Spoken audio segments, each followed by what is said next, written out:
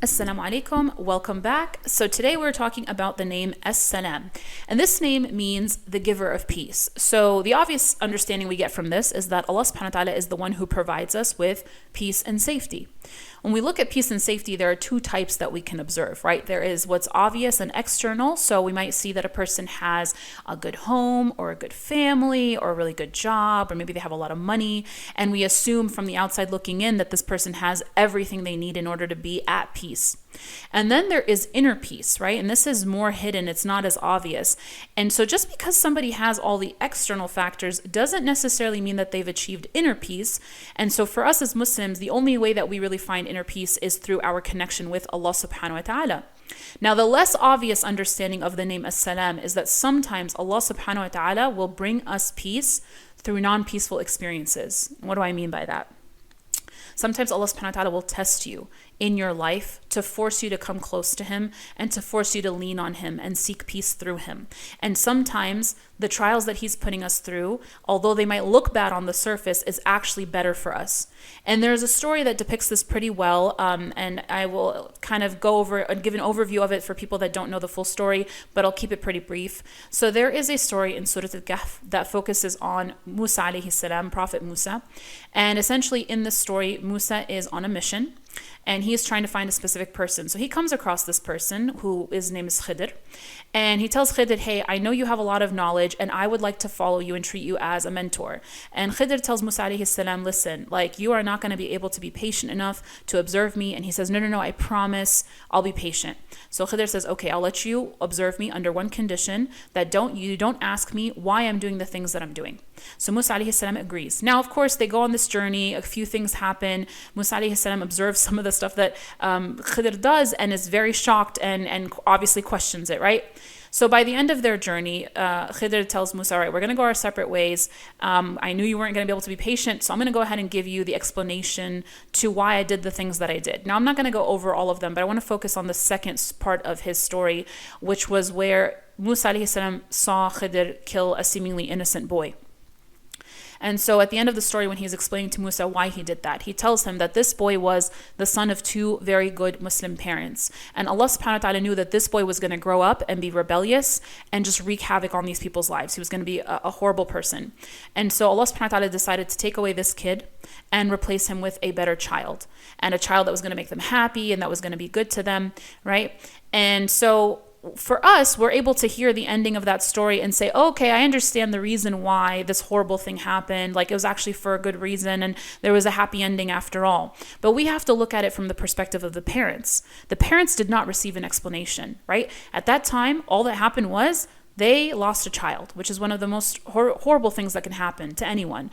And so they had to go through the pain and suffering of losing this little boy, not knowing why or what was that there's a better son on the horizon and that Allah did this for. They didn't have all that explanation, right? But they had to be patient and they had to seek peace with As-Salam as they're going through this difficult trial. And alhamdulillah, of course, it wound up being a good thing for them. So the way that we should perceive the trials that happen in our life is that they're for a good reason. And this is where we bring in what's called husn al-dhan billah, which is thinking good of Allah subhanahu wa ta'ala, or thinking well of Him, and understanding that as believers, anything that happens to us is khair, it's good, no matter how it looks on the surface. So you might go through a very difficult experience and it might look really bad, but you trust and you know that Allah subhanahu wa ta'ala is doing it for a reason, that everything happens for a reason. And I'll put in a little personal antidote here just to kind of give some more examples of this. So 2023 was probably one of the worst years of my life. At that time, I was going through a devastating divorce. I was laid off from a job I really liked for the first time in my life. I had never been fired before, and I was part of a mass layoff, so it wasn't even like a performance thing, or like, it was just purely because they had to get rid of a bunch of people. And I was so sad. I had 3 months left on my lease. I was like, I don't even know how I'm going to pay rent. And then I ended up moving to a whole new city. I was on my own for the very first time in my life. And I'm looking at myself and I'm like, I'm 31 years old. I'm divorced.